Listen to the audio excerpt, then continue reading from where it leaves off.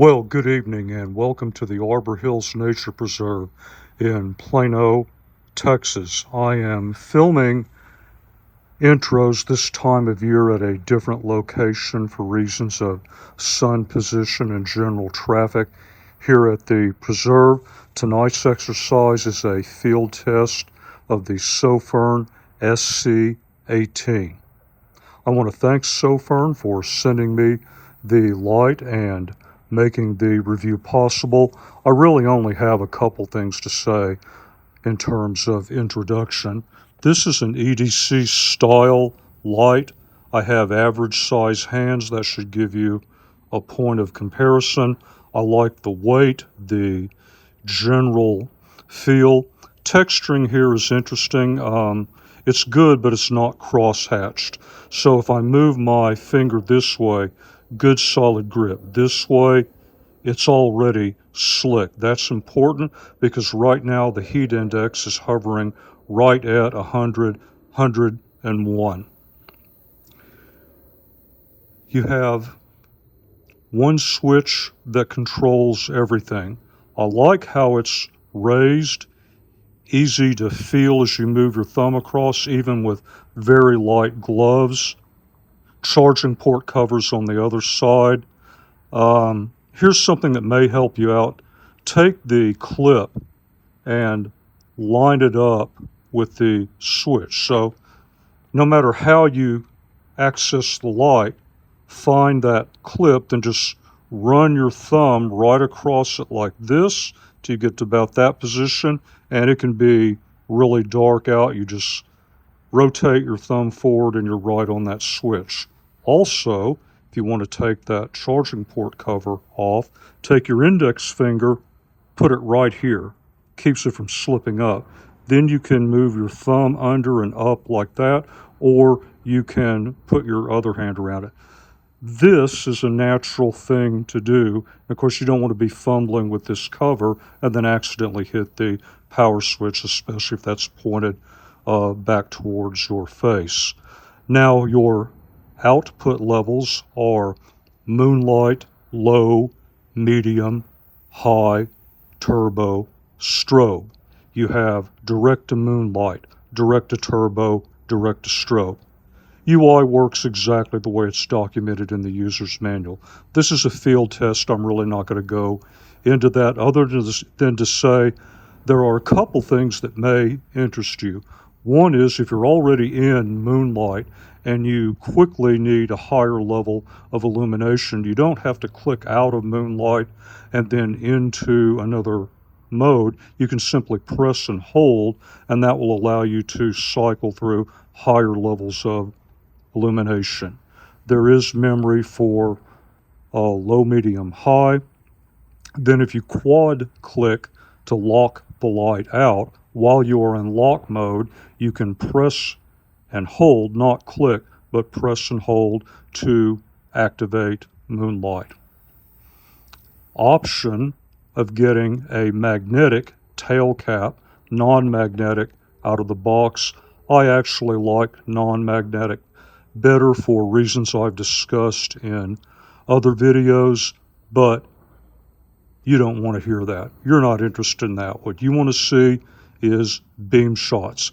How does this light perform under realistic conditions?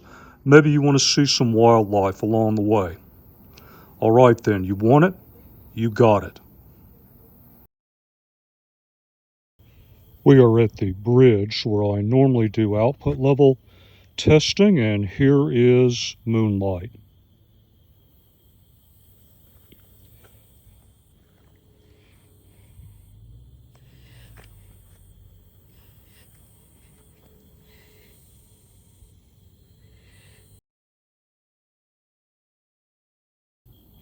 I've moved so we can look out over the creek. Maximum line of sight into the far tree line is 35, maybe 38. This is low.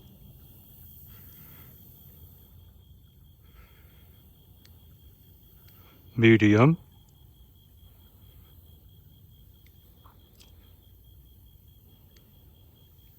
High. and everyone's favorite turbo.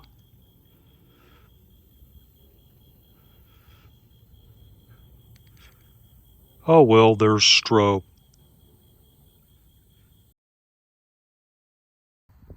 We are starting the practical test tonight here at the playground.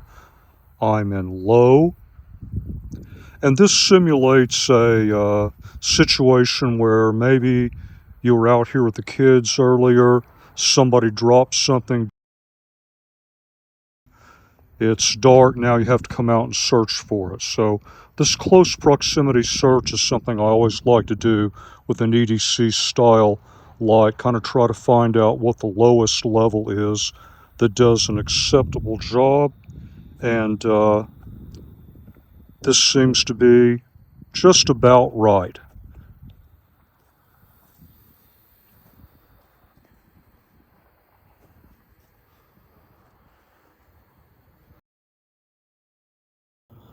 I always like to do a path following test so you get jammed up, out much later than you thought. Maybe you got turned around and then you're on the way back. Now it's dark. This is the only light you've got. What is the lowest mode you want to run in to follow a groomed path? And especially this time of year with everything that slithers and walks on four legs being out in force, I think you want a lot of downrange. And we're in medium right now, and this is actually getting the job done. I'd say maybe even be a little bit of overkill. Excellent downrange. The spill is useful. Some people might argue that it needs to be a little bit wider.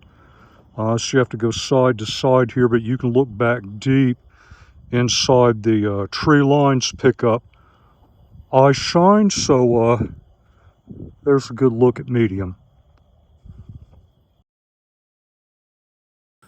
And here's a test in high, looking back over another creek, a good 30, not quite 35 yards or so to the opposite edge up to that tree line. I'll just pan around to my right. About 23 to that sign. And then we'll pan some more to where the path curves to the right. Excellent visibility into that set of trees. And this is our first look in turbo. Beyond that gap right there is about 95 yards. Then there is a second tree line just over 175. I can definitely see that there's a tree out there, but can't really see much in the way of detail. And yes, there is some heat buildup. Keep your fingers away from the head area of that light. And that is our first look in turbo. So this is interesting. I let the light cool down. I'm at the top of the observation area, looking back 25 yards across the bridge, then over 35 to that tree line. This is low, and I can actually see back to the tree line. Can't really see into it, but if something was moving beyond the extent of the bridge, I could light it up adequately, even here in low.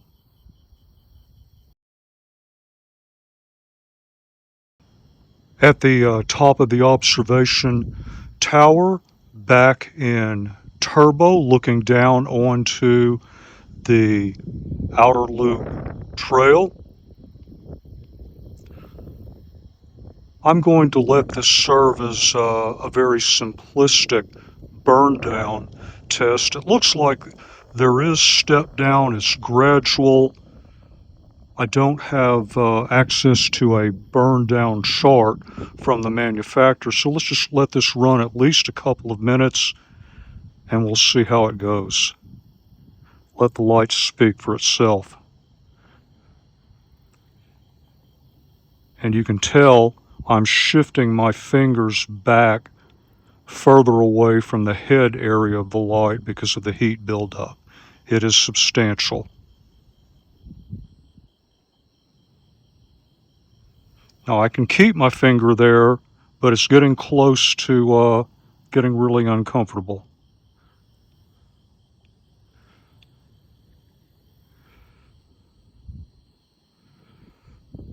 Over a minute so far.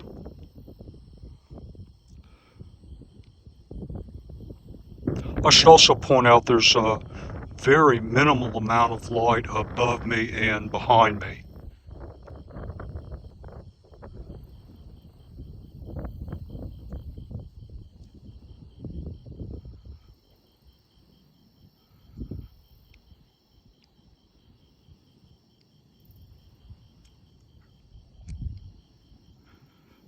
Yeah, it's definitely regulating because the heat now is not as bad, and just eyeballing it seems like we've lost a bit.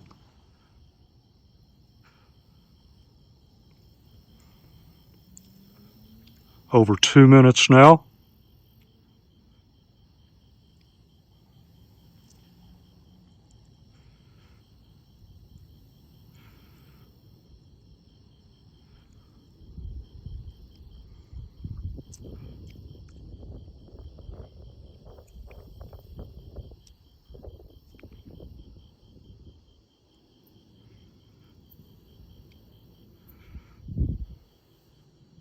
I think I'm going to let this run up to 3 and then we'll shut it down.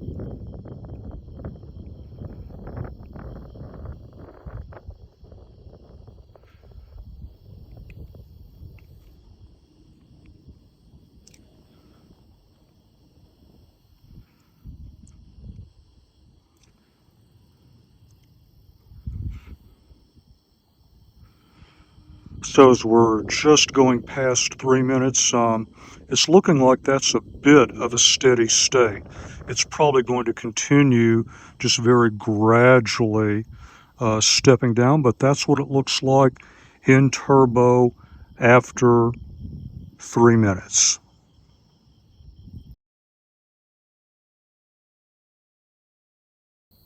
And this is what low looks like close up on the concrete path. So if you're just following a concrete path and that's it, low would get you there. You sure don't have much downrange awareness though.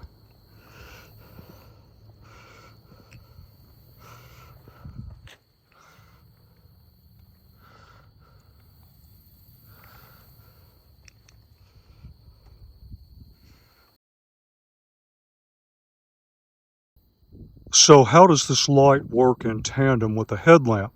I have my search and rescue headlamp on 400 lumen flood, but I can't see all the way back to the furthest tree line. So let's bring the Sofirn here in on high.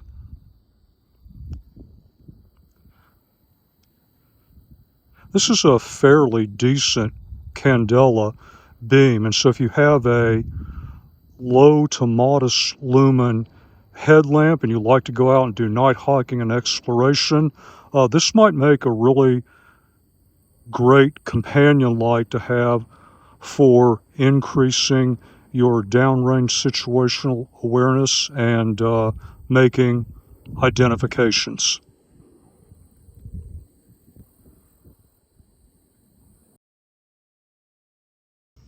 The light has completely cooled down, and here we are at another location back in low. Maximum line of sight is a good 55 plus yards to the far tree line at the end of this creek. There's medium,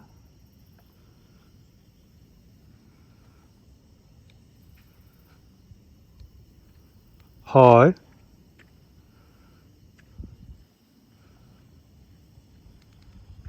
and turbo.